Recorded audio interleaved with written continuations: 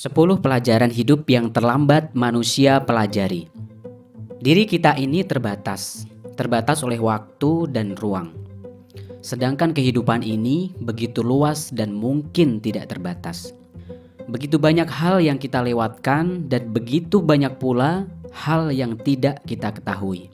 Sialnya, kadang kita melewatkan hal-hal yang justru itu adalah sesuatu yang penting. Sebaliknya, justru kita terlalu sibuk dengan hal-hal yang sebenarnya tidak penting. Sebelum kita terlambat terlalu jauh, berikut ini adalah 10 pelajaran yang terlambat orang pelajari di dalam hidupnya. Mungkin kita bisa evaluasi bersama. Siapkan secari kertas atau catatan, apakah kamu setuju atau tidak dengan hal-hal berikut ini. Yang pertama adalah hidup tidaklah lama. Coba kita ingat-ingat lagi masa kecil kita. Ingatan itu seperti baru kemarin. Tiba-tiba kita sudah sebesar ini. Dan pertanyaannya adalah, sudah sampai manakah hidup kita? Apakah yang sudah kita dapatkan? Taruh saja rata-rata umur orang Indonesia itu adalah 60 tahun.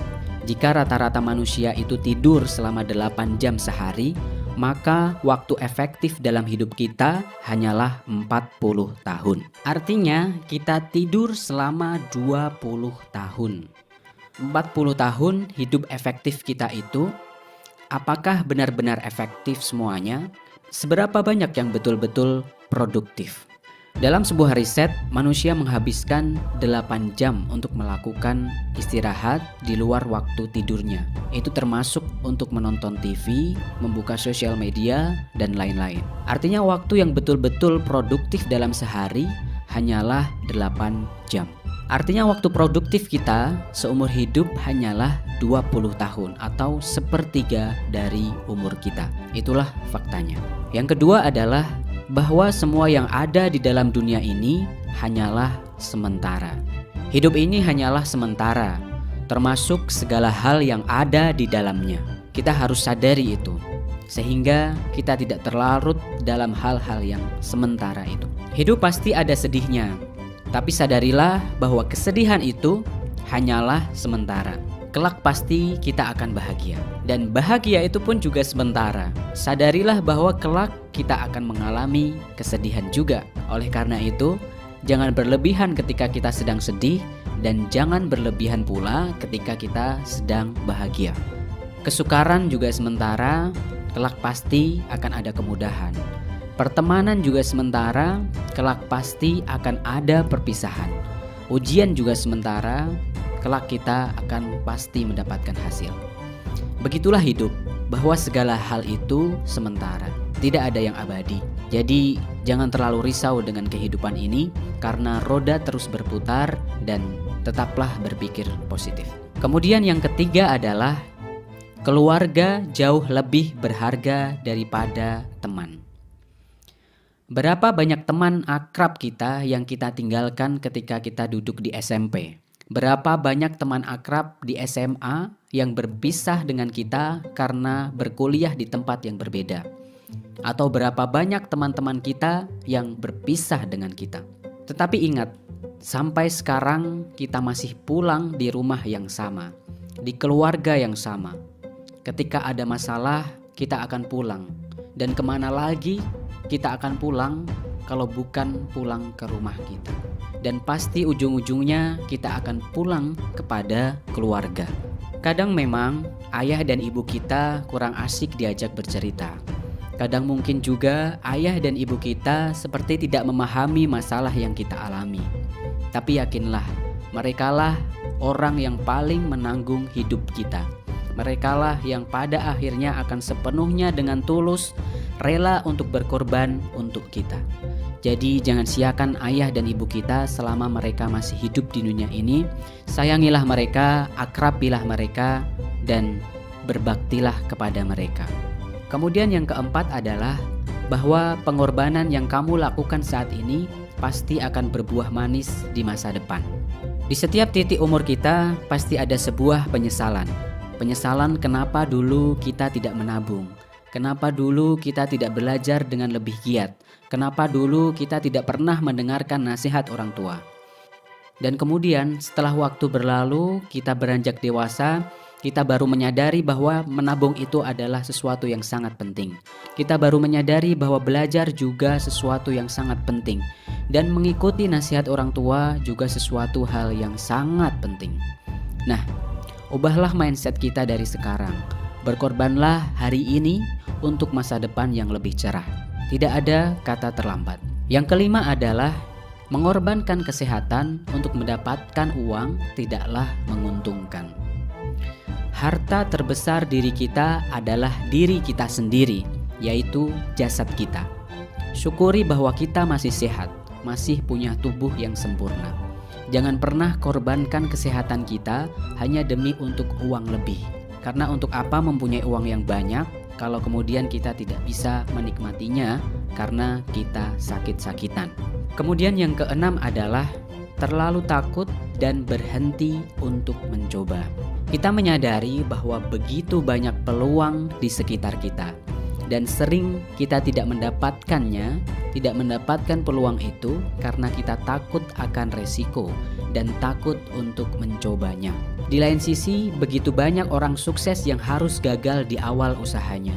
Mungkin mereka harus menderita kerugian yang banyak, mungkin mereka harus mengorbankan waktu, mungkin mereka harus merasakan kesedihan yang panjang, tetapi mereka tidak takut resiko itu.